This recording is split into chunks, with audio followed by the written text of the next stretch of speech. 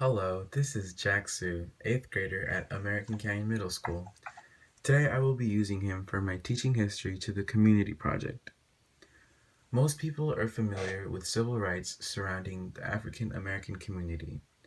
I want to teach you about women's rights and gay rights in the 1960s. Are you very familiar with gay rights and women's rights in the 1960s? No. Tell me what comes to mind when you hear the words civil rights movement.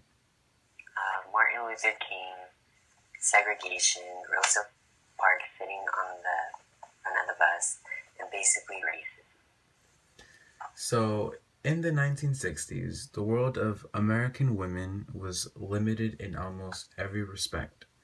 From family life to the workplace, a woman was expected to follow one path: to marry in her early 20s, start a family quickly, and devote her life to homemaking. This motive was not very well appreciated by some people. A woman named Betty Friedan, a renowned author and editor, alongside others, thought otherwise. She believed anything a man could do, a woman could also do. Betty was the founder of the National Organization for Women, an organization that deeply helped out the feminist movement. She fought very well for equality amongst the sexes, and she is someone that not everyone thinks of when the words civil rights come to conversation. An uprising for equality in the gay community came to be when a police raid at the Stonewall Inn, a gay club located in New York City, turned violent as patrons and local sympathizers began rioting against the police.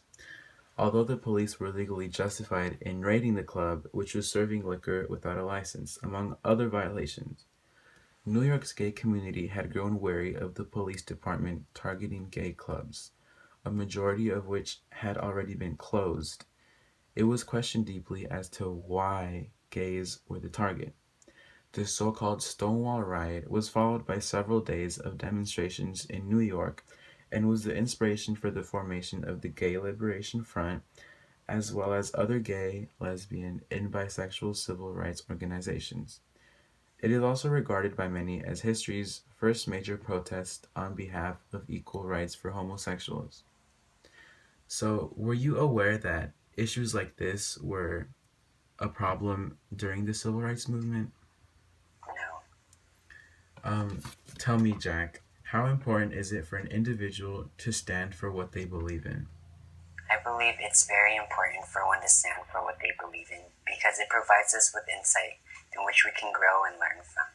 If people didn't stand for what they believe in, then we wouldn't have all the freedoms and different religions and government types that we have available to us today.